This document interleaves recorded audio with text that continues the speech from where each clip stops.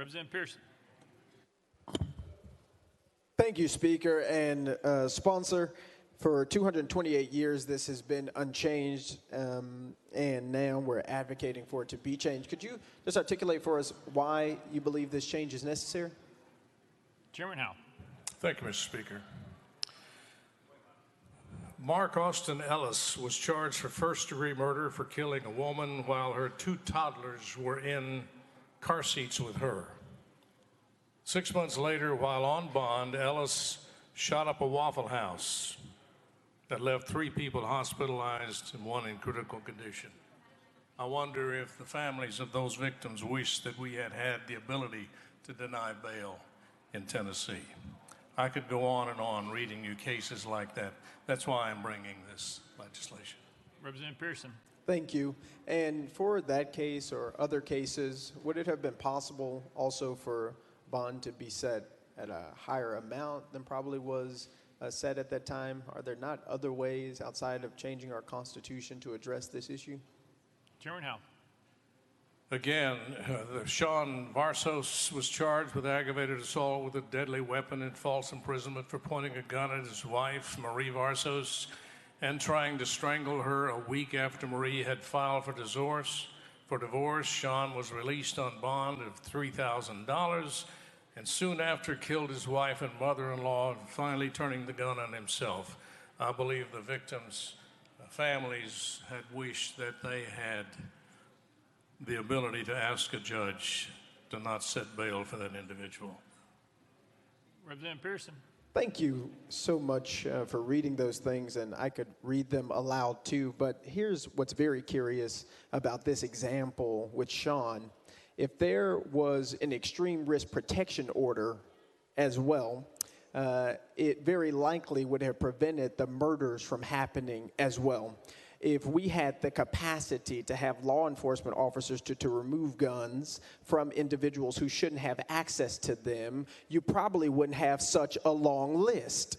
And so the idea that bail is the only fix to the problems that we are dealing with or to the list of victims that you have mentioned is actually wrong. I do not think that changing this law is going to make us safer. In fact, I think advocating for a constitutional amendment, which, yes, will ultimately go to the people of the state of Tennessee to vote on, but they come from the minds and the hands of people who are in this legislature, one of the 99 of us, who are putting forward policies that we know will not have a tangible or meaningful effect on the issues that people are trying to solve. In fact, when this idea was pitched, it was pitched in my district. And then people said this was going to help us to tackle the crime issue. This was going to help to solve the problems that we have, but that's not true. The things that people in District 86 and in many other districts want us to deal with actually aren't related to people being granted bail. It's trying to prevent people from committing crimes in the first place. And believe it or not, if you don't have access, if Sean didn't have access to that firearm, Chairman, he wouldn't have been able to shoot anybody with it. We have a responsibility not to placate around the ideas and use bail, as has been done here throughout this session, use bail as the fix-all, the catch-all. It's going to solve all our problems. Bail is the reason things are happening. Taking people's liberty is a real issue, because we have to remember that pre-trial people are what? Innocent until proven guilty. And some of those folks, yes, committed the most heinous of crimes. And some people, unfortunately, due to the injustices and inequalities in our system, are actually going to be found innocent or not guilty.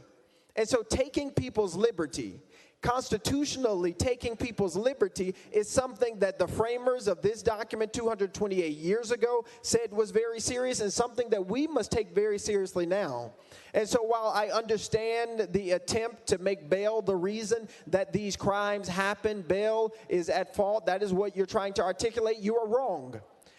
A lot of bad policies, a lot of bad laws from this General Assembly have led to the criminality and the violence that is being experienced and exacted in our communities and in our state. If we want to do something about this, let us do something about the gun violence epidemic, not taking people's liberty away.